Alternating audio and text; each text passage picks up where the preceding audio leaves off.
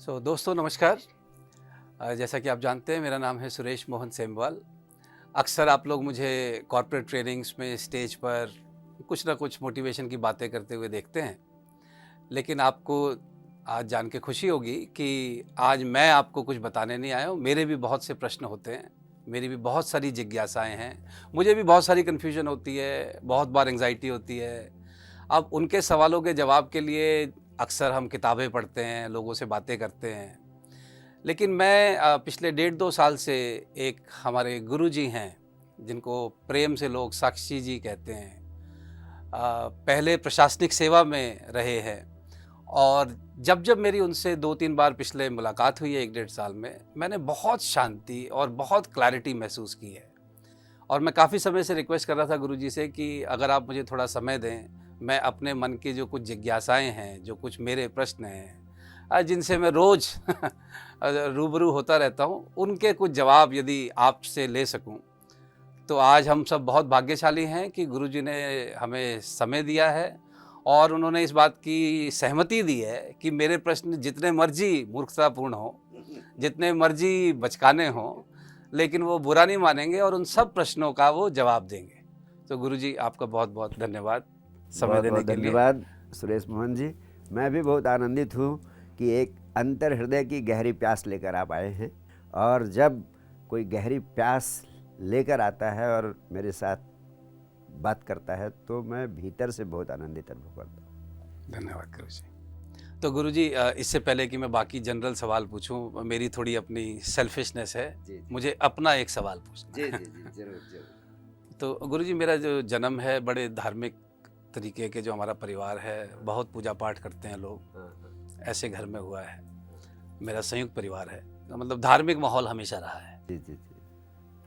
अच्छा, मेरा भी जो आकर्षण है आध्यात्म की तरफ, हम्म, आध्यात्मिकता की तरफ, आध्यात्मिक लोगों की तरफ हम्म, बहुत हुआ है जी, बचपन से हुआ है। 12-13 साल की उम्र से ही मुझे आध्यात्मिक किताबें पढ़ने का शौक लग गया था, हम्म, तो मैं पढ़ता रहता था, अभी तक भी करता रहता हूँ। हम्म, और ऊपर वाले की कृपा से मुझे बहुत बार गुरुजी ऐसा भी मौका मिला है कि मैं बहुत आध्यात्मिक लोगों के बहुत निकट तक भी पहुँचा हूँ। लेकिन एक बड़ी विडंबना है गुरुजी कि जितना मुझे आकर्षण है आध्यात्मिकता की तरफ, उससे भी तीव्र गति से मुझे विकर्षण भी होता है। जी जी जी जी, I can understand, I can understand. मतलब मैं पहुँच जाता हूँ हाँ और फिर जैसे आपके आज मैं सानिध्य में हूँ, जी जी। तो ऐसे पहले भी मैं कई जगह कुछ सानिध्य में मैं पहुँच पाया। हाँ लेकिन उसके बाद ना पता नहीं क्यों एक बिल्कुल विपरीत दिशा में मेरे विचार चलने लगते हैं और मैं फिर उससे, मतलब वो जो जर्नी की होती है शायद, वो फिर बेकार हो जाती है। सुरेश मोहन जी, बहुत स्वाभाविक है, लेकिन वास्तव में जहाँ तक आपकी बात से, आपके हृदय की बात मैं समझ सका हूँ, वो यही है कि अध्यात्म की ओर आप आकर्षित होते हैं और लगता है कि कुछ तृप्ति का अनुभव नहीं होता, और जिसके कारण देर सवेर फिर आपको विकर्षण भी घेरने लगता है। और ये बहुत स्वाभाविक है। जब तक आपको आध्यात्मिकता की जो प्यास है उसकी झलक नहीं मिलेगी, तृप्ति की झलक नहीं मिलेगी, जब तक आपको आध्यात्मिकता का स्वाद नहीं लगेगा, जब तक उसकी मिठास नहीं लगेगी, तब तक आप आकर्षण और विकर्षण दोनों चक्र में पेंडुलम की तरह आते जाते रहेंगे। वास्तव में जब आध्यात्मिकता की प्यास होती है और आध्यात्मिकता की ओर आपका आकर्षण होता है, इसका अर्थ क्या है? यदि इसका अर्थ है कि कुछ धर्म कर्म की बातें हो रही हैं उनको सुन लूँ, यदि इसका अर्थ है कि वेद पुराण उपनिषद गीता कुरान बाइबल की चर्चा हो रही है उसको सुन लूँ, समझ लूँ, अगर इतना ही इसका अर्थ है, या पूजा पाठ कर लूँ, भजन कीर्तन कर लूँ, यदि इसका इतना ही अर्थ है, तो निश्चित रूप से यह आकर्षण क्षणिक होगा, कुछ समय का होगा, उसके बाद ये विकर्षण में बदलेगा, क्योंकि इस कृत्य से कोई आपको स्थायी तृप्ति उपलब्ध नहीं हो सकेगी। इसलिए प्रश्न उठता है कि पहले ये जान लें कि आध्यात्मिकता की ओर आकर्षित होने का अर्थ क्या है। आध्यात्मिकता की ओर आकर्षित करने का मेरे प्राणों में एक ही अर्थ है कि जब हमारे भीतर स्वयं को जानने की गहरी प्यास पैदा हो जाए, आखिर मैं कौन हूँ, किस लिए यहाँ आया हूँ, कहाँ जा रहा हूँ और कहाँ अंततः जाना है, क्या गंतव्य है। जब ये प्रश्न आपको जोर से आंदोलित करने लगे और उनकी तृप्ति के लिए आपके भीतर खोज पैदा हो जाए और उस खोज को आप पूर्णता की ओर ले जाने में सक्षम हो सके और कोई आपको संबुद्ध सद्गुरु मिल जाए जिसने स्वयं को जाना है, जिसने अनुभव किया है स्वयं की यात्रा के पक्ष विपक्ष का, गहन अनुभवों का, जिसकी प्रतीति उसे है, अगर उसके सानिध्य में आप जाएंगे वह आपको कुछ झलक उपलब्ध करा सकता है उस आनंद की जो स्वयं को जानने से उपलब्ध होती है। जब उसकी झलक आपको उपलब्ध होगी तभी यह संभव है कि उस झलक को स्थायी बनाने की दिशा में और गहरे जानने की दिशा में आप सक्रिय हो सकें और फिर ऐसी मिठास पकड़ती है कि फिर विकर्षण की संभावना समाप्त हो जाती है। इसलिए मेरा आपसे यही आग्रह है, या दूसरे शब्दों में कहूँ, मेरा अंतर हृदय से सुझाव है कि स्वयं को जानने के अलावा और कोई अध्यात्म का अर्थ नहीं है, और स्वयं को जानने के अलावा स्वयं के साथ जो ये बाहर का जगत जिससे हम जुड़े हैं और अन्य पशु पक्षी प्राणी जो इस अस्तित्व में है, यह सारा अस्तित्व, नदी पहाड़ झरने आकाश जो हमें घेरे हुए है, इससे हमारा क्या संबंध है। जब आप स्वयं की तलाश में उतरते हैं तो इन सब चीज़ों से आपके संबंध भी स्पष्ट होने लगते हैं और अंततः पाते हैं कि वास्तव में मैं इस विराट अस्तित्व की एक इकाई हूँ और इससे अलग बिल्कुल नहीं हूँ।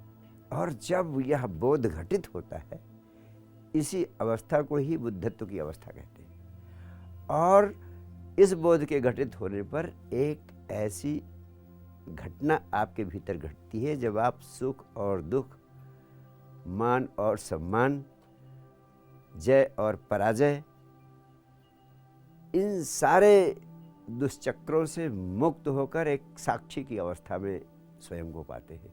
उस साक्षी की अवस्था में होना ही बुद्धत्व को उपलब्ध होना है। उस साक्षी की अवस्था में होना ही परम आनंद को उपलब्ध होना है। उस साक्षी की अवस्था में उपलब्ध होना ही अस्तित्व के साथ एक हो जाना है। और जब तक ये यात्रा सही दिशा में शुरू नहीं होती, जब तक इसकी झलक मिलनी किसी शुरू नहीं होती, और जो तभी संभव है जब कोई संबद्ध सद्गुरु जो इसे स्वयं अनुभव कर चुका है उसके सानिध्य में बार बार उपस्थित होने और उसका स्वाद पाने की लालसा आपके भीतर ऐसे प्रकट हो जाए कि बिना उसका स्वाद लिए आप विमुख होने की संभावना कर ही न सको।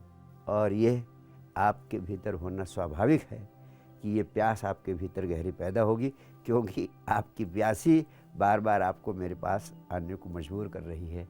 निश्चित रूप से सुरेश मोहन जी आपकी प्यास पूरी होगी, ऐसा अंतर हृदय से मुझे भास होता है। धन्यवाद गुरुजी। प्रभु की कृपा से गुरुजी, मेरा ना वो जो जैसे ये क्रिया कांड जो है, पूजा पाठ है या भजन है, इसमें तो मैं इतना ज़्यादा मतलब कभी आकर्षित नहीं हुआ। मेरा आकर्षण वही है जो आप कह रहे हैं, वो प्यास मेरी वही है कि ये मतलब ये सब क्या है, मैं कौन हूँ, क्यों आया हूँ, ये सुख दुख क्यों है, ये डिफरेंट प्राणी क्यों होते हैं, वही वो जो प्यास एक अध्यात्म की प्यास होती है। जी जी। तो यही प्यास मुझे बार बार जो अभी तक तृप्त नहीं हुई, और जो मैंने महसूस किया गुरुजी, इसमें शायद आप मुझे थोड़ा मार्गदर्शन कीजिए। ऐसा भी हो सकता है गुरुजी कि क्योंकि अब हमने इतनी दुनिया भर की चीज़ें पढ़ लेते हैं ना हम, कि मैं जाता हूँ लेकिन उसके बाद कुछ शायद प्रारब्ध होंगे जो कहते हैं कि नहीं नहीं अभी तेरा टाइम नहीं आया समझने का, इसलिए मुझे विकर्षण हो जाता है। जैसे मेरा विकर्षण क्या होता है गुरुजी, मैं ये सवाल मुझे तंग करते हैं। जैसे मैं हमेशा फील करता हूँ कि आई एम मिसिंग समथिंग, जी, कुछ अभाव है। लेकिन अब वो अभाव यही है कि समझ नहीं आ रहा कि मैं कौन, ये जो आध्यात्मिक प्यास वाला अभाव है।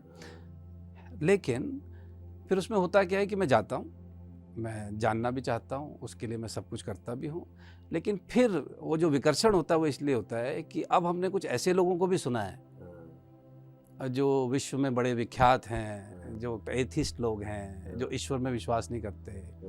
तो फिर एक प्रश्न जैसे ये भी आता है कि ये जो हम कह रहे हैं कि I am missing something, I am missing something, ये कोई एक्चुअलिटी की नीड है भी, या क्योंकि हमने एक ऐसे देश में जन्म लिया है जहाँ हर जगह अध्यात्म की बात होती है, उसके कारण मतलब अननेसेसरी नीड तो नहीं उत्पन्न हो गई कहीं? क्योंकि चाइनीज को होती है क्या ये नीड? वंडरफुल, आपने बहुत ही हृदय को छूने वाला प्रश्न पूछा है, क्योंकि ये प्रश्न मेरे भीतर भी बहुत बार उठा करता था।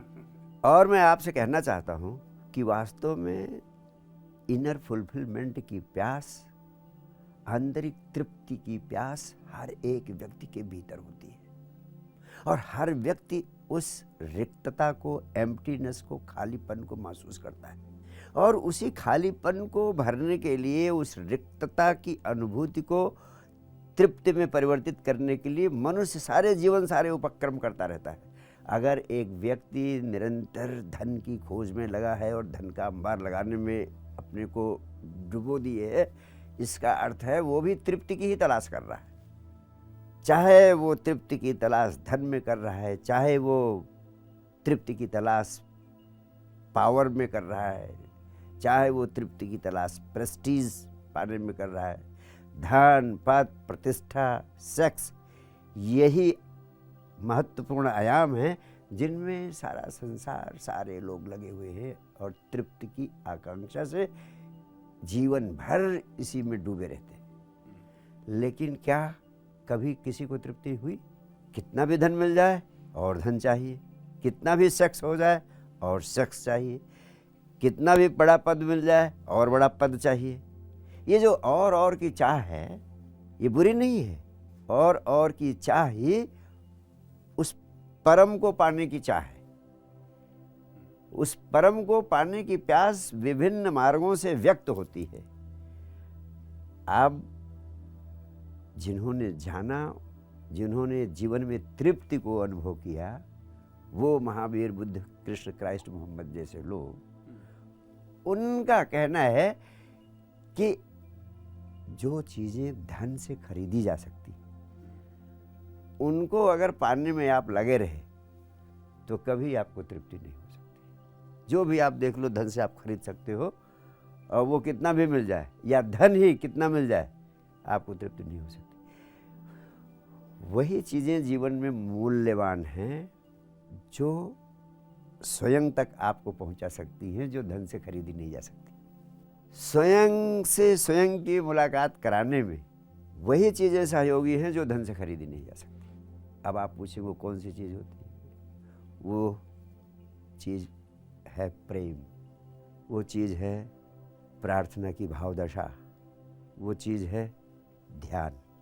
ये तीनों चीज़ें वो चीज़ें हैं जो आपको भीतर की ओर ले जाती है, स्वयं की ओर ले जाती है, आत्मा की ओर ले जाती है।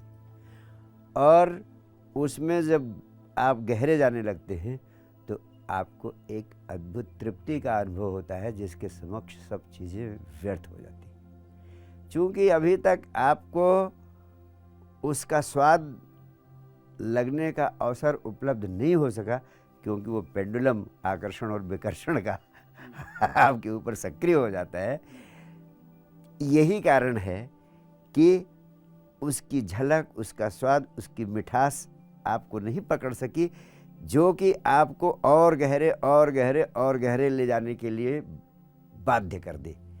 मेरा इतना ही कहना है आपसे कि जिस दिशा में आप चल पड़ते हैं, उस दिशा में चलते रहिए, चलते रहिए, चलते रहिए, जब तक कि कुछ मिल ना जाए। और इसीलिए महत्वपूर्ण है कि इस दिशा में एक संबुद्ध सद्गुरु का साथ उपलब्ध होना अनिवार्य है। इसीलिए सद्गुरु की इतनी महिमा अनंत काल से वेद, पुराण, उपनिषद, गीता सब में गाई गई है। जरूर उसके पीछे, वास्तव में उसके पीछे बड़ा रहस्य है। सबसे बड़ा कारण जिसलिए हम कह सकते हैं कि गुरु उपयोगी है, ज्ञान तो आपको बहुत जगह से मिल सकता है, गूगल से भी मिल सकता है, गीता कुरान बाइबल से भी मिल सकता है, लेकिन वो जो अनुभव है सत्य का, जिससे मिठास होती है, वो शब्दों में व्यक्त ही नहीं किया जा सकता है, क्योंकि जिसने भी जाना उसने कहा वो अनिर्वचनीय है। तो जो चीज़ अनिर्वचनीय है, शब्दों में व्यक्त ही नहीं की जा सकती है, उसके सिर्फ इशारे किए जा सकते हैं। गुरु की इतनी ही उपयोगिता है कि गुरु बिना शब्दों के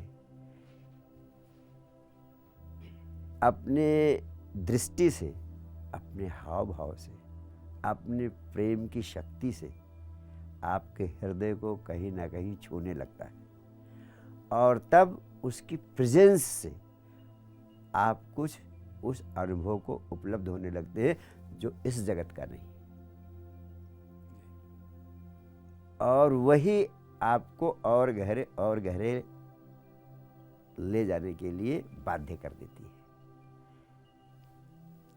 इसलिए तृप्ति तभी संभव है जब आप उस संपदा को पाने की दिशा में सक्षम हो सके जिससे वास्तव में तृप्ति मिल सकती है। अन्यथा उन धन पद प्रतिष्ठा और सेक्स की दौड़ में दौड़ते रहने से आज तक किसी को तृप्ति नहीं मिल पाई है। जी गुरुदेव, और इसीलिए मैं आपके बार बार आपसे समय मांगता हूँ कि आप मुझे मिलते रहिए ताकि ये संबंध स्वतः गहराता जाएगा। ये प्यास ही संबंध गहराती चली जाती है। इसमें ना कोई मांगता है ना कोई देता है, प्यास अपने आप अपना काम पूरा कर लेती है। वो प्यास ही तो है जो हम आज आमने सामने बैठकर हार्ट टू हार्ट अंतर संवाद कर रहे हैं। बिल्कुल। मैंने वो एक्चुअली एक बड़े फेमस स्पीकर भी हैं, जीनोम साइंटिस्ट हैं दुनिया के, डॉक्टर रिचर्ड डॉकिंस। हाँ हाँ। अब वो क्योंकि एथिस्ट हैं तो वो क्या कहते हैं, हाँ। कहते हैं देखिए ये सिर्फ इंसान ऐसा प्राणी है जिसके अंदर ये अहंकार है कि उसको लगता है कि मेरा दुनिया में आने के पीछे ना कोई बहुत बड़ा पर्पस है। Yes yes yes. जबकि ऐसा कोई पर्पस नहीं है। That is true. अगर आप गहरे में देखें तो ये इतना विराट अस्तित्व है, हाँ, जिसमें हमारा होना ऐसे ही है जैसे इतने विराट महासागर में एक बूंद का होना है। हाँ, इतने विराट महासागर में एक बूंद की क्या हैसियत है? कुछ भी नहीं। और हम सोचते हैं कि वो बूंद हाँ, इसके लिए ही इसका लक्ष्य है, इसका गंतव्य है, इसकी होनी है। इसीलिए एक इस संसार में जो है अचीविंग माइंड पैदा हुआ इस ईगो के कारण। जी, जबकि वास्तव में इस अस्तित्व में हमारा आपका होना ऐसे ही है जैसे इस अस्तित्व में एक चींटी का होना है, एक पौधे का होना है, एक वृक्ष का होना है। इससे ज़्यादा नहीं है। अब सारा अस्तित्व न तो चींटी के बारे में सोच रहा है, न वृक्ष के बारे में सोच रहा है, न हमारे बारे में सोच रहा है, लेकिन ये जो हमारे भीतर एक चेतना आई और हमने ईगो पैदा कर लिया, उस ईगो के कारण हम तमाम सारा अचीविंग माइंड पैदा कर लेते हैं कि ये पैदा होना है, ये बनना है, ये होना है, कुछ करके दिखाना है, और इसी में सारी जीवन को हम लगा देते हैं। कुछ करके दिखाने में सारे जीवन को लगा देते हैं। जबकि वास्तव में बहुत लोग मुझसे पूछते हैं, जैसे आपने पूछा कि जब कोई पर्पज ही नहीं है तो हम किस काम में लगे रहें, क्या करें, what is the meaning, what is the purpose of this life. तो ये जो आपका प्रश्न है बहुत गहरे में ये सोचने को मजबूर कर देता है कि वास्तव में अस्तित्व की दृष्टि से न तो हमारा कोई लक्ष्य है, न हमारा कोई गंतव्य है, ऐसे ही जैसे पेड़ पौधों का कोई। तो इसलिए जो अचीविंग माइंड की प्रक्रिया है ये वास्तव में अर्थहीन है। ये शुद्ध ईगो का परिणाम है, सिर्फ अहंकार का परिणाम है। हमने अपने को संपूर्ण अस्तित्व का केंद्र मान लिया। मेरा तो मानना है सुरेश मोहन जी, इस जिंदगी का सिर्फ वही लक्ष्य है जो एक वृक्ष का लक्ष्य है। वृक्ष का लक्ष्य क्या हो सकता है कि वो पूरी तरह एक विकसित वृक्ष हो जाए। इसीलिए भगवान कृष्ण ने एक बड़ी अद्भुत बात कही स्वधर्मे निधनम श्रेयः। अगर इतनी बात समझ में आ जाए तो आपके प्रश्न का सार इसी में समाहित है। स्वधर्मे निधनम श्रेयः, यानी जो स्वधर्म है उसके लिए जीना ही जीवन का लक्ष्य है और उसके लिए सब कुछ बलिदान कर दो। स्वधर्म का अर्थ है हिंदू मुस्लिम सिख ईसाई धर्म नहीं, क्योंकि उस समय तो ये सब धर्म थे ही नहीं जब गीता प्रकट हुई। स्वधर्म का अर्थ है जो आपका इंट्रिंसिक नेचर है, जो आपकी आंतरिक वृत्ति। हर व्यक्ति की आंतरिक वृत्ति अलग अलग है। कोई जूही का फूल होने को पैदा हुआ है, कोई कमल का फूल बनने को पैदा हुआ है, कोई गुलाब का फूल होने को पैदा हुआ है। सारे फूल अलग अलग हैं, सारे व्यक्ति। तो जो आपकी आंतरिक वृत्ति है जिसलिए आपको अस्तित्व ने निर्मित किया है वही आपको होना है, कुछ और नहीं होना है। इसी को जर्ट्रूड स्टीन का बहुत प्रसिद्ध वक्तव्य है, मुझे बड़ा अच्छा लगा। उन्होंने कहा ए रोज is a rose is a रोज। तो मेरा तो मानना है दो ही लक्ष्य है आपके।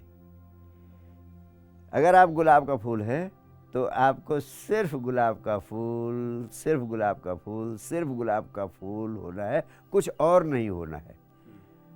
जूही, कमल या रजनीगंधा का फूल नहीं होना है, सिर्फ गुलाब का फूल होना है। और दूसरा, if you are a rose you have to be a rosy rose. यानी पहला, अगर आप गुलाब का फूल हैं तो सिर्फ गुलाब का फूल होना है। दूसरा, आप गुलाब का फूल हैं तो खिले हुए गुलाब का फूल होना चाहिए, ताकि आप अपनी पूर्ण क्षमता में खिलकर स्वयं को अभिव्यक्त करने के आनंद को उपलब्ध हो सके। बड़ा दुर्भाग्य होगा कि कोई फूल बिना खिले ही समाप्त हो जाए। आप बिना खिले समाप्त हो जाते हैं तो दुर्भाग्य है। और भगवान कृष्ण कहते हैं स्वयं के खिलने का इतना ही अर्थ हो, तुम तभी अपनी पूर्ण क्षमता को, टोटल पोटेंशियल को उपलब्ध होते हो जब तुम स्वयं को जान लेते हो। अनंत शक्तियां समाहित हैं हर व्यक्ति के भीतर और पूरी तरह खिल तभी सकती है जब आपकी चेतना पूरी विकसित हो जाए। तो चेतना को विकसित करना ही एकमात्र लक्ष्य है मनुष्य जीवन का, ताकि वो जो है मूल रूप से अपने मूल स्वभाव में प्रकट हो सके, पूर्ण होकर खिल सके। बुद्ध, महावीर, कृष्ण ऐसे ही लोग हैं जो पूरी तरह खिले हुए फूल बन सके। और उनका कहना है कि हर व्यक्ति की संभावना है जो खिल सकता है अपनी पूर्ण क्षमता में, और उस पूर्ण क्षमता में खिलने के विज्ञान का नाम ही अध्यात्म है। और उसका एक ही उपाय है अपनी चेतना को अधिक से अधिक विकसित करना। मनुष्य को जो चेतना उपलब्ध है उसका 5 से 10% ही वो उपयोग कर पाता है। जो शेष सारी क्षमता है वो सोई की सोई रह जाती है, उसको जगाना, यही अध्यात्म का उद्देश्य है। और उसको जगा लेने वाले आदमी को हम कहते हैं जागा हुआ आदमी। तो बुद्ध, कृष्ण जागे हुए लोग हैं और हर व्यक्ति जाग सकता है। और जागने में किसी तपस्या की भी ज़रूरत नहीं, सिर्फ समझ की क्रांति चाहिए। और यही मैं साइंस डिवाइन के माध्यम से समझ की क्रांति सारी दुनिया में फैलाने की कोशिश कर रहा हूँ। वास्तव में अब अध्यात्म का विज्ञान इतना सरल हो गया है और इतना विकसित हो गया है जो सिर्फ समझ के परिणाम स्वरूप आपके भीतर के बीज को खिलने को विवश कर सकता है। इसलिए अगर गहरी प्यास हो जाए तो हर व्यक्ति खिला हुआ फूल बन सकता है, अपनी समस्त संभावनाओं को उपलब्ध कर सकता है। जी गुरु जी। और तभी पूर्ण तृप्ति का बोध हो सकता है। जी, बहुत अच्छा बताया आपने गुरु जी कि तृप्ति के बोध के लिए अपने को जानना, चेतना का विकास बहुत ज़रूरी है। जी। और यही वास्तव में आध्यात्मिकता है। इसके अलावा आध्यात्मिकता के नाम पर या धर्म के नाम पर जो कुछ हो रहा है वो हमारी सांस्कृतिक परंपरा है। जी।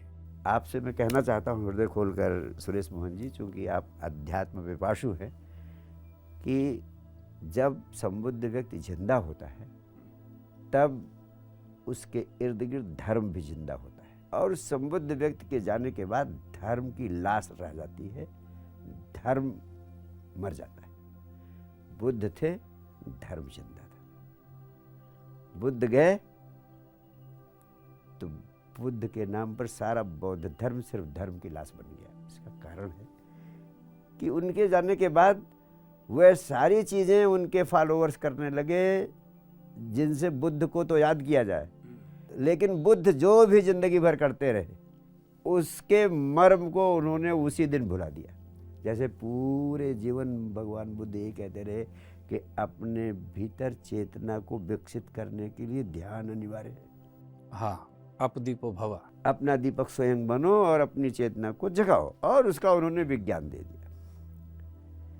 और उन्होंने कहा कि सारे कर्म कांड व्यर्थ हैं, पूजा पाठ के चक्करों में मत उलझो। और इसीलिए उन्होंने मूर्ति पूजा और जैसी तमाम परंपराओं के खिलाफ एक विराट आंदोलन खड़ा कर दिया। लेकिन आप हैरान होंगे कि इस दुनिया में सबसे अधिक मूर्तियां अगर किसी की हैं तो भगवान बुद्ध की। उनका तो एक पूरा मंदिर ही है जिसमें 10,000 बुद्ध की मूर्तियां हैं। उस व्यक्ति की जो जिंदगी भर मूर्ति पूजा का विरोध करता रहा और जो पूजा पाठ और कर्मकांड का विरोध करता रहा, बुद्ध के मंदिरों में, बौद्ध पीठों में बुद्ध की मूर्तियों की सुबह शाम रोज पूजा चल रही है, वही बुद्ध के अनुयायी कर रहे हैं। तो वास्तव में बुद्ध ने जो संदेश दिया था उस संदेश की हत्या उनके अनुयायियों ने ही कर दी। इसलिए मैं बौद्ध होने के पक्ष में नहीं हूँ, लेकिन बुद्ध का प्रेमी हूँ। हिंदू होने के पक्ष में नहीं हूँ, लेकिन उपनिषद के ऋषियों ने जो संदेश दिया उसके पक्ष में। इस्लाम के नाम पर जो कुछ किया जा रहा है उसके खिलाफ हूँ, लेकिन जो मोहम्मद ने संदेश दिया उसके मर्म को, उसके विज्ञान को फैलते हुए देखना चाहता हूँ। तो इसीलिए धर्म और अध्यात्म लगता है कि दोनों अब विरोधी हो गए हैं। इसलिए मेरा मानना है कि जितने पुराने धर्म हैं उन सबको विदा करने का वक्त आ गया है, ताकि हम धर्म और अध्यात्म को वैसे ही संपूर्ण मनुष्यता के लिए विकसित कर सकें जैसे हम फिजिक्स, केमिस्ट्री, मैथ्स विकसित कर सके, जिससे कि सारी दुनिया लाभान्वित हो सकती है। और सारी दुनिया के लिए एक ही फिजिक्स है, एक ही केमिस्ट्री है, एक ही बायोलॉजी है, एक ही मेडिकल साइंस है। वैसे संपूर्ण मनुष्यता के लिए अंतर का विज्ञान भी एक ही होना चाहिए। और इसीलिए मैं पूरे प्राणों से साइंस डिवाइन के माध्यम से उस अंतर के विज्ञान को मनुष्य के हृदय तक पहुंचाना चाहता हूँ, ताकि व्यक्ति धर्म और अध्यात्म के मर्म को समझ सके और उसके नाम पर हो रही तमाम सारी अनियमितताओं से, तमाम सारी गलत धारणाओं से, तमाम सारे उन कृत्यों से जो नहीं किए जा सकते, मुक्त हो सके। जी गुरु जी। और मैं खैर काफ़ी लोगों से मिला हूँ जी जो आपके साइंस डिवाइन फाउंडेशन के कार्यक्रमों में पार्टिसिपेट किया। मैंने भी एक कार्यक्रम में पार्टिसिपेट किया था। जी जी जी, मुझे याद है। हाँ जी, और आपके मेडिटेशन टेक्निक्स जी जी बहुत काम करती हैं जी गुरु जी जी। तो गुरु जी एक चीज़ बताइए, ये जो हमारी आध्यात्मिक अंदर की जो जर्नी है, इसको शुरू करने की प्यास तो खैर सब में आप कह रहे हैं होती है, मुझ में भी है। इसमें विचार जो है ये बाधक हैं जी या सहायक हैं? वास्तव में सुरेश मोहन जी, जो कुछ भी प्रकृति ने, अस्तित्व ने हमें दिया है, वह सब हमारे लिए उपयोगी हैं, प्रकृति का उपहार है। हमारे ऊपर निर्भर करता है कि हम उन्हें साधन के रूप में प्रयोग कर पाते हैं अथवा उन्हें बाधा बना लेते हैं। जी। गहरे में देखें तो मनुष्य का जीवन शरीर, विचार और भावनाओं से बना है। तो विचार वैसे ही महत्वपूर्ण हैं व्यक्ति के लिए, भाव उतने ही महत्वपूर्ण हैं व्यक्ति के लिए जितना महत्वपूर्ण शरीर। अगर शरीर है और विचार करने की शक्ति आपकी चली जाए तो आप वेजिटेबल हो जाएंगे। बिल्कुल। यानी विचार बड़ी महत्वपूर्ण शक्ति है मनुष्य की। लेकिन यहीं पर मैं आपसे कहना चाहता हूँ, जो चीज़ें आपके लिए सहायक होती हैं वही चीज़ें एक बिंदु पर जाकर बाधा बन जाती हैं। सहायक होती हैं जब तक, तब तक उन्हें पकड़ना पड़ता है, उनका उपयोग करना पड़ता है। जब बाधा बनने लगती हैं तब उनको छोड़ना पड़ता है। तो हर शक्ति जो अस्तित्व ने आपको दी है, एक बिंदु पर उसका उपयोग करना होता है, दूसरे बिंदु पर उसको छोड़ना पड़ता है। उदाहरण के लिए, नदी के उस पार जाने के लिए नाव पर चढ़ना जरूरी है, लेकिन अगर नाव पर ही बैठे रह गए तो आप नदी के उस पार जा सकेंगे कभी? जी। कभी नहीं जा पाएंगे। नाव को उस पार पहुंचकर छोड़ना भी जरूरी है। जी। सीढ़ियों पर चढ़े बिना आप मकान की छत पर नहीं पहुंच सकते। जी। लेकिन सीढ़ियों पर खड़े रह गए तो जिंदगी भर मकान की छत पर नहीं पहुंच सकते। दो भिक्षुओं की कहानी आपने सुनी होगी। एक भिक्षु कहता था कि जिंदगी में पैसे ही सभी दुखों का मूल है, इसलिए पैसों को छूना ही नहीं चाहिए, पैसों को हाथ ही नहीं लगाना चाहिए। वो पैसों को हाथ ही नहीं लगाता था। दूसरा भिक्षु कहता था तुम नासमझ हो, अगर इस संसार में रहना है तो पैसे के बिना जीवन चल ही नहीं सकता। सही है। और दोनों में हमेशा विवाद होता रहता था। एक दिन उन्हें बाढ़ की छोटी सी नदी को पार करना था, तीर्थ यात्रा पर थे, तो नाव करना जरूरी हो गया। तो जिस भिक्षु के पास पैसे थे उसने पैसे दिए और दोनों मित्र पार हो गए। जिस भिक्षु के पास पैसे थे उसने कहा देखिए अब तो सिद्ध हो गया कि अगर पैसे ना होते तो हम नदी के उस पार नहीं जा सकते थे। तो दूसरे भिक्षु ने कहा तुम नासमझ हो, तुम पैसे थे इसलिए पार नहीं हो सके, पैसे का होना काम नहीं आया, पैसे का छोड़ना काम आया। तुम पैसे छोड़ सके गुड वन। इसलिए तुम नदी पार कर सके।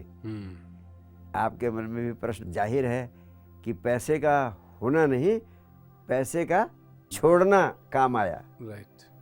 लेकिन यहीं पर मैं अपने हृदय का संदेश देना चाहता हूँ कि पैसे तो तभी छोड़े जा सकते हैं जब हों। हाँ, जब होंगे। हैं? बिल्कुल सही। पहले विचार शक्ति को जगाना और विचार शक्ति का प्रयोग करना जरूरी है, और फिर निर्विचारता की अवस्था में होना भी जरूरी है, ताकि आपके और आपकी आत्मा, जिसे कहते हैं स्वयं का अस्तित्व, आपके और आत्मा के बीच में जो बाधा है विचारों की, उसको हटाने के लिए निर्विचारता की अवस्था में होना भी अनिवार्य है। जी। और इस निर्विचारता की अवस्था को उपलब्ध होना ही ध्यान का एकमात्र उद्देश्य है। इसीलिए ध्यान उपयोगी है, क्योंकि वह आपको विचार शून्यता की अवस्था में, स्टेट ऑफ नो माइंड में ले जाता है, जब आपकी चेतना स्वयं में स्थित हो जाती है। अभी आपकी चेतना विचारों में उलझी रहती है। तो जैसा आपने कहा कि विचार बाधा प्रतीत होते हैं, यह 100% सत्य है। वो विचार ही एकमात्र बाधा है। तो विचार की बाधा से मुक्त होने के लिए निर्विचारता की अवस्था को, स्टेट ऑफ नो माइंड को प्राप्त करना जरूरी है। लेकिन इसका अर्थ ये नहीं कि विचार बाधा है इसलिए विचार किसी काम के नहीं। ये बहुत बड़ी शक्ति है। इस संसार को चलाने के लिए विचारों की शक्ति को जगाना भी बहुत जरूरी है। तभी आप संसार के परम सौंदर्य को इस विचार शक्ति के माध्यम से प्राप्त कर सकते हैं। और विचार शक्ति के जागरण के लिए निर्विचारता की अवस्था में होना भी बहुत जरूरी है। पहली बार आपका विवेक तभी जागता है जब आप निर्विचारता की अवस्था में होते हैं। लेकिन इस विवेक को जगाने का एक ही उपाय आज तक पृथ्वी पर पैदा हुआ है, और कोई दूसरा उपाय है ही नहीं कि आप विचार शून्यता की अवस्था में हो। तब आपके भीतर से जो अनुभव घटित होता है वो आत्मा का अनुभव है, वो संपूर्ण अस्तित्व के साथ एक होने का अनुभव है। और उस अनुभव में ज्ञान नहीं, नॉलेज नहीं, ये नॉलेज तो सूचनाएं हैं जो ग्रंथों से पुस्तकों से मिलती है। तब आपके भीतर से विवेक जागता है। वो विवेक जिसके जागने पर वेद की ऋचाएं पैदा हुई, जिसके जागने पर कृष्ण के भीतर से गीता निकली, वो विवेक जागने पर कुरान की आयतें निकली। ये विचारों से नहीं निकली, ये विचार शून्यता की अवस्था में भीतर से स्वतः प्रकट हुई। तो इसलिए भौतिक संसार को चलाने के लिए विचार उपयोगी हैं और विचार शक्ति का प्रयोग करना उपयोगी है, लेकिन स्वयं की आत्मा के अनुभव को पाने के लिए एकमात्र बाधा विचारों के जाल में उलझे रहने की है। उस विचारों के जाल में उलझे रहने की बाधा को समाप्त करने के लिए ध्यान के माध्यम से निर्विचारता की अवस्था को उपलब्ध करना ही एकमात्र अध्यात्म की साधना है। जी गुरु जी। अब ध्यान करने में ही विचार बाधा बनते हैं? ध्यान करने में विचार बाधा बनते हैं क्योंकि ध्यान का अर्थ ही है विचारों से मुक्त होने की कला। हाँ जी। लेकिन कैसे सरलता से ध्यान में उतरा जा सकता है, यह एक अत्यंत महत्वपूर्ण प्रश्न है। और ध्यान का अर्थ अगर पूरी तरह से समझ में आ जाए तो वास्तव में ध्यान करने के लिए कुछ भी करने की जरूरत नहीं। यह एक गुर है, एक नैक है, एक स्किल है जो एकाएक पकड़ में आ जाती है। क्योंकि आपके भीतर गहरी प्यास है, इसलिए मैं आपको एक छोटा सा सुझाव देता हूँ। आप ध्यान की कोई प्रक्रिया न करें, आप सिर्फ जिंदगी के जो काम करते हैं उनको पूर्णता से करने की कला का अभ्यास करें। आपकी सारी ऊर्जा इस समय सिर्फ मेरे साथ वार्ता में उपलब्ध हो गई है। ऐसा बहुत कम होता है कि व्यक्ति जीवन के दैनिक कार्यों में इसी तरह से एकाग्र हो जाए, पूर्णता से संलग्न हो जाए संपूर्ण। जब हम समग्रता से कृत्यों को करने का स्वाद पा जाते हैं तब हम समग्रता से विश्राम पूर्ण भी हो जाते हैं। विश्राम पूर्ण होने का अर्थ क्या है? विश्राम पूर्ण होने का अर्थ है जब ना तो आप शरीर से कुछ कर रहे हैं ना मन से कुछ कर रहे हैं जी। ऐसे आप सोचें कि शरीर भी कुछ नहीं कर रहा और मन भी कुछ नहीं कर रहा, यानी कुछ सोच नहीं रहा है, तभी तो समग्र विश्राम होगा। मन विचारों में उलझा है, दौड़ लगा रहा है, छलांग लगा रहा है, तो आप विश्राम में नहीं। समग्र विश्राम में होने का अर्थ है ना शरीर से कुछ कर रहे हैं ना मन से कुछ कर रहे हैं, उस कुछ ना करने की अवस्था में होना ही समग्र विश्राम की अवस्था में होना है। और समग्र विश्राम की अवस्था में होना ही ध्यान है। दूसरे शब्दों में, you are always occupied in this thing और in that thing, but if you are not occupied at all in anything, यानी when you are totally unoccupied, when you are absolutely unoccupied, that state of absolute unoccupation is the state of being in meditation. ये कैसे आपको totally unoccupied होने का अनुभव कैसे होगा? जैसे आप पूरी ताकत लगाकर आधे घंटे दौड़े, तब पूर्णता से विश्राम में होने का अनुभव होगा आप। बिल्कुल। नहीं तो लोग चारपाई पर लेटे रहते हैं, करवटें बदलते रहते हैं, कहते हैं विश्राम कर रहे हैं, विश्राम नहीं। बिल्कुल सही। लेटना ही विश्रामपूर्ण है, बाकी सारी वैचारिक प्रक्रिया जारी है। जी। तो मेरा आपको सुझाव है कि जिंदगी की क्रियाओं के प्रति, जिंदगी के सभी कृत्यों में पूर्णता से करने का अभ्यास करें और 24 घंटे में कोई 20 मिनट का समय निकालें कि अब इस समय मुझे पूर्णता से कुछ नहीं करना है। बिस्तर पर लेट गए, न शरीर से कुछ कर रहे हैं न मन से कुछ कर रहे हैं, उस कुछ ना करने की अवस्था में होना ही ध्यान है।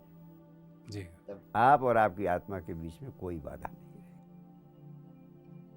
तो ध्यान एक स्किल है, एक गुण है जिसे विकसित किया जा सकता है। छोटे छोटे कृत्यों में उन्हें पूर्णता से करने की आदत डालें ताकि पूर्णता से विश्राम करने की कला भी घटित हो सके। जी गुरुदेव, आपने जो अभी कहा है जी। उसको बता भी रहा हूँ।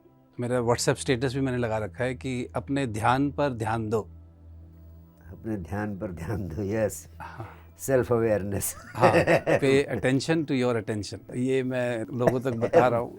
बहुत और अच्छी मैं बात है, उनको बहुत ये भी कह रहा हूँ कि एक दिन में, जैसे आपने भी बिल्कुल वही कहा है, मैंने वही बात को मैं लोगों तक कह रहा हूँ कि दिन में ना 20 मिनट हाँ कॉन्शियसनेस के प्रैक्टिस करो। हाँ, इनफैक्ट दैट रिलैक्सेशन, हाँ दैट अनऑक्यूपेशन हाँ जी, becomes a tool of expansion of your consciousness.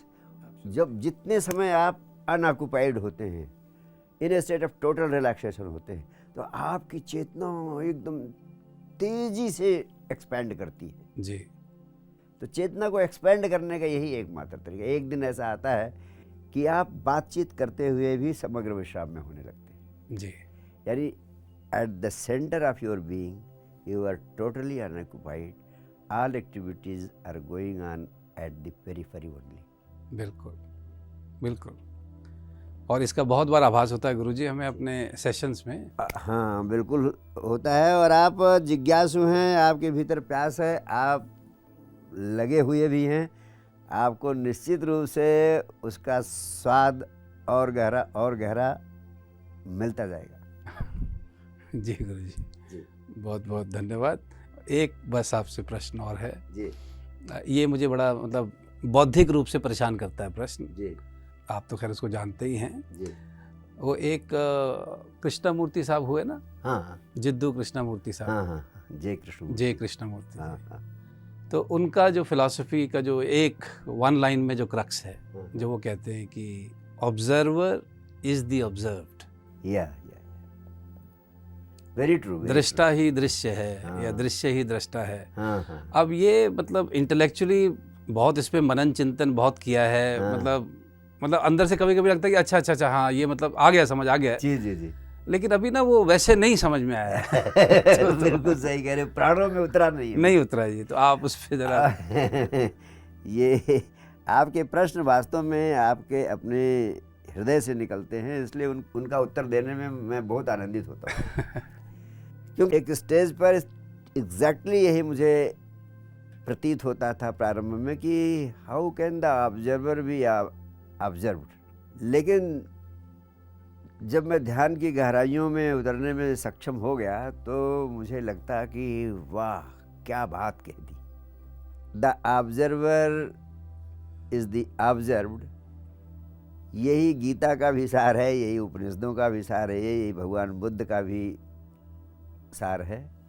लेकिन ये कैसे अनुभव में आ सकता है, इस बारे में आपसे मैं हृदय से चर्चा करना चाहूँगा। जी। वास्तव में जब आप किसी चीज़ को ऑब्जर्व करते हैं, ऑब्जर्व करते समय एक ही बाधा होती है, विचार। आप मेरे चेहरे को देख रहे हैं, मेरे चेहरे को देखने के बीच में एक ही बाधा है कि तरह तरह के विचार भी आ रहे हैं।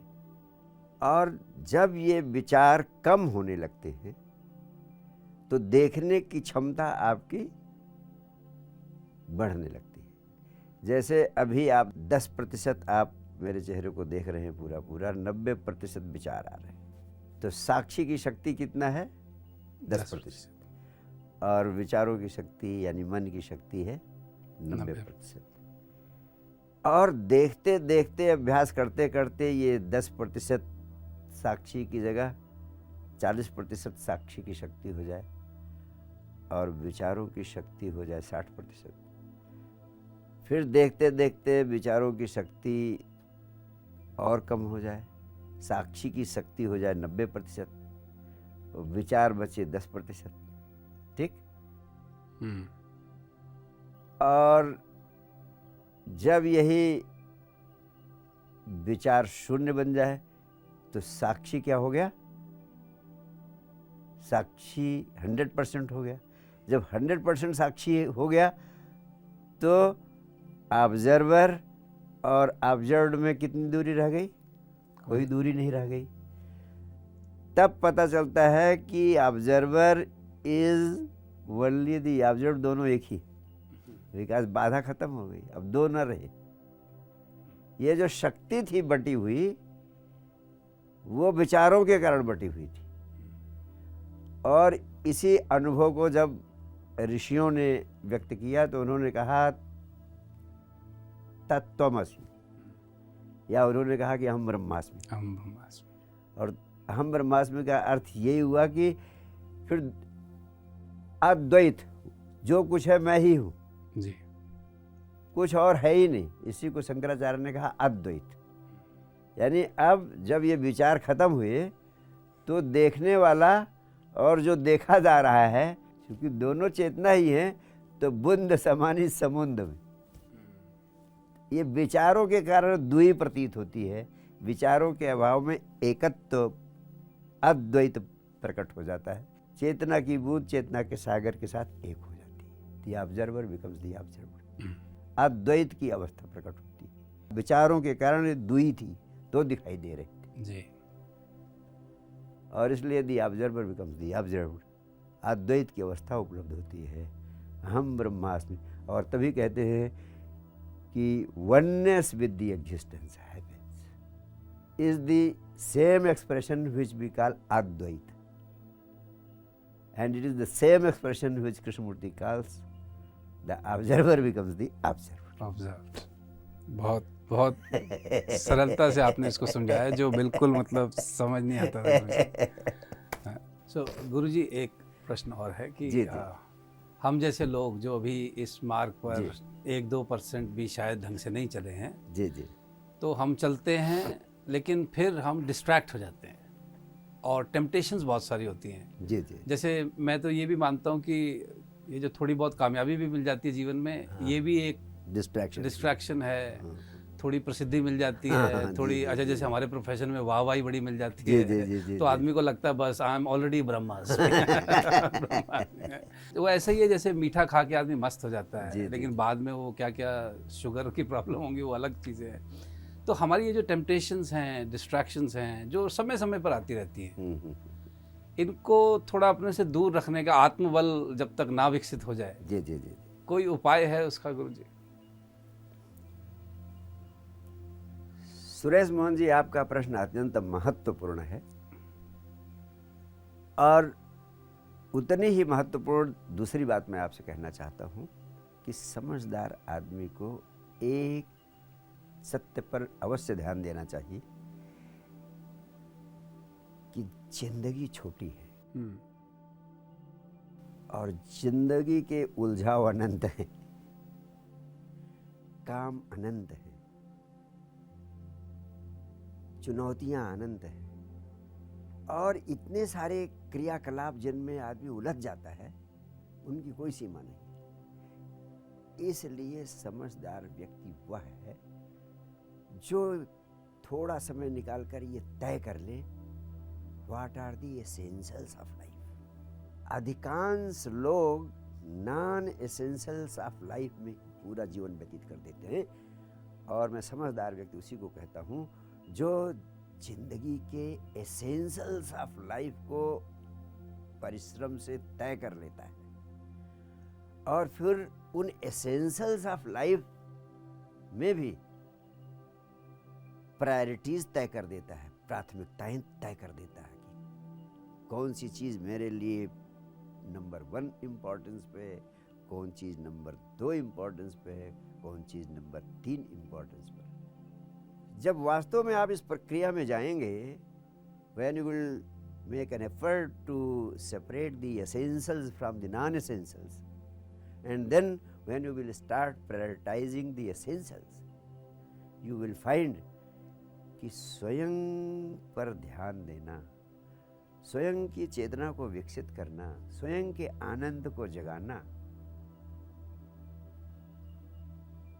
और इनर वर्क को महत्व देना आपकी पहली प्राथमिकता बन जाएगी। और उस इनर वर्क के लिए, उस आंतरिक विकास के लिए, उस स्वयं की खोज और स्वयं के आनंद को प्रकट करने के लिए जो कि पहला कार्य है, उसके लिए आप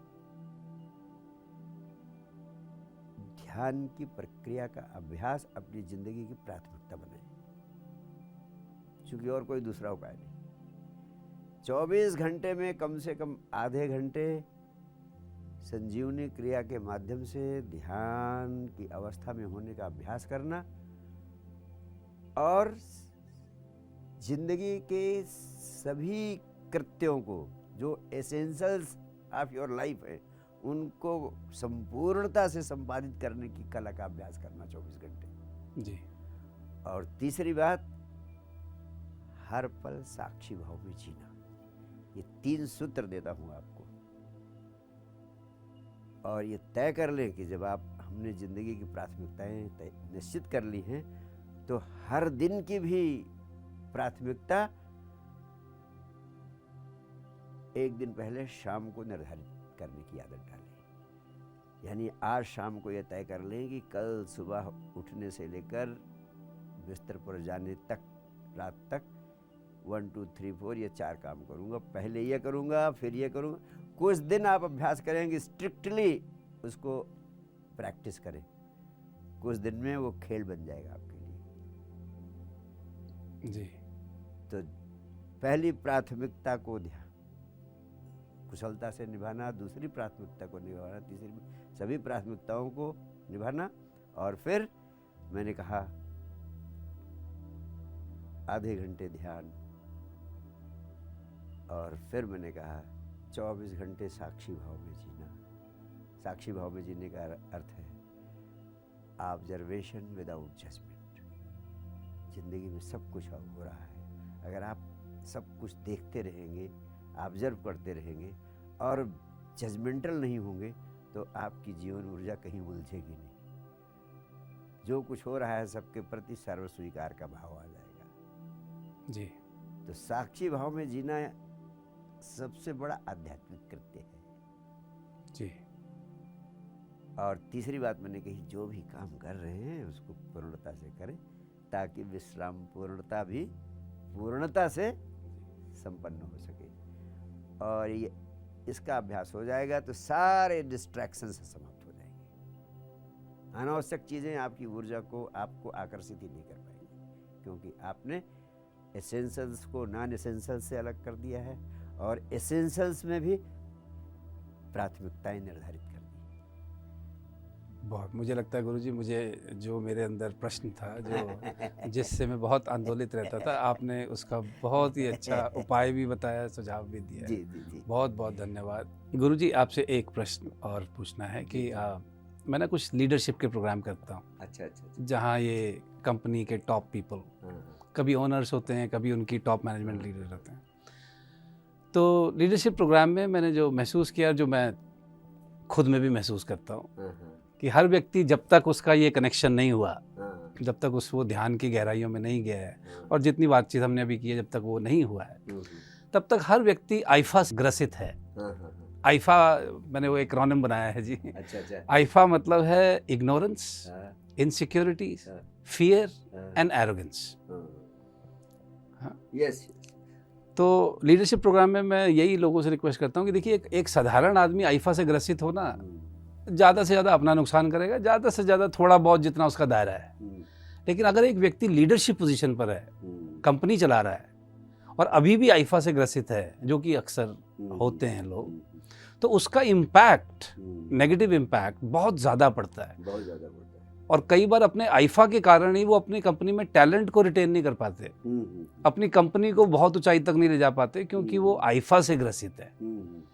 तो ऐसे लोग जो लीडरशिप पोजीशन पर हैं और आईफा से ग्रसित हैं, उनके लिए आप क्या मार्गदर्शन देना चाहेंगे?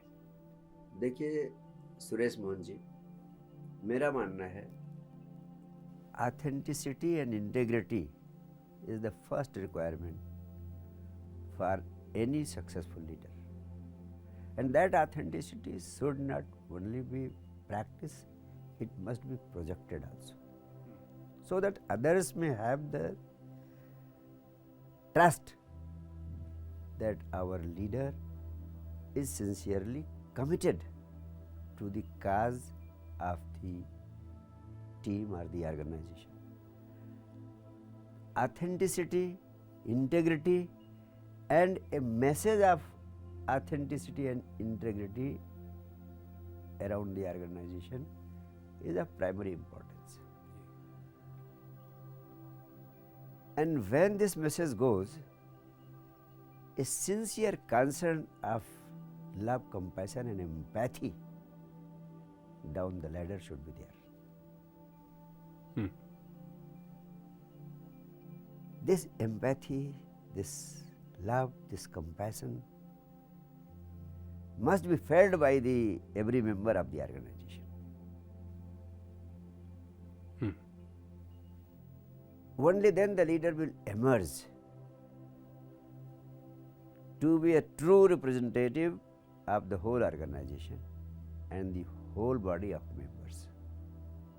But I have to tell you, as you told, this IFA is the only impediment because of which this projection fails to happen.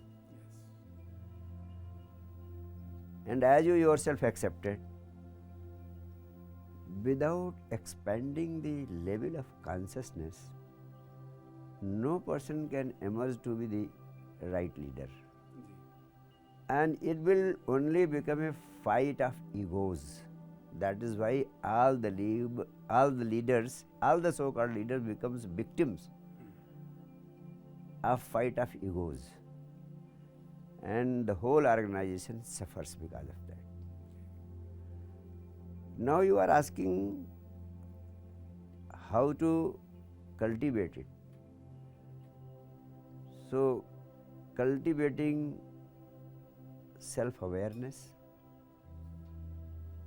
cultivating empathy, and taking life in such a way that their inner joy emerges.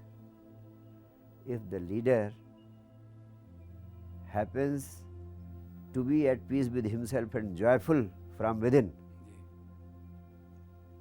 only then he will be able to lead without any conflict and hatred. So as you yourself accepted, true leadership is a natural byproduct of conscious living, a natural byproduct of joy being experienced from within, a natural byproduct of inner integrity, a natural byproduct of inspiration which is there inside and which is also serving to inspire others. What I personally feel, the motivation of a leader is of paramount importance. He should remain motivated, and he can remain motivated only when he does not require pushes from outside. Absolutely. There are two types of action. One is motivated action and the other is unmotivated action. 99% of the population is living through motivated action. Motivated action means everybody is doing something out of a goal. Just to meet that goal, everybody is doing this thing or that thing. The goal becomes important. And but there is one possibility that action is there, but the action is unmotivated. It is not born out of any goal, not born out of any desire. Hmm. The question arises, how can any action be without desire? How can any action be without any motive? But if a person is filled with energy and joy, that energy and joy itself is enough for putting him into action. Absolutely. For example, a small child, he has no goal, nothing to achieve, energy is there, he is brimming with joy, and whatever he is doing, that becomes a play. Why he becomes unmotivated? Why his actions become unmotivated actions? Because he doesn't have goal. He is in the present moment. That is why he is with. Sometimes even you might have experienced that you are in the bathroom and a song has started coming out of you. Mm-hmm. No motive to make others value it, but it comes out on its own. The birds are singing. Yes. Yeah. Where energy is there, action is possible without motive. And that is why Lord Krishna says, let your action be unmotivated. And he says, action alone is thy concern, not its consequences. Karmadeva adhikaraste ma phalesu kadachana. Absolutely. When that spirit is cultivated, then absolute involvement with the action arises, and the concern about the consequences automatically drops down. When that concern drops down, something extraordinary happens. You gain energy to receive the fruits of your actions. Your actions done in an unmotivated way to get the results become so powerful that the consequences come on their own. And this is such a great mystery that I regard this message of Lord Krishna to be the core message for humanity to thrive, if humanity can imbibe it.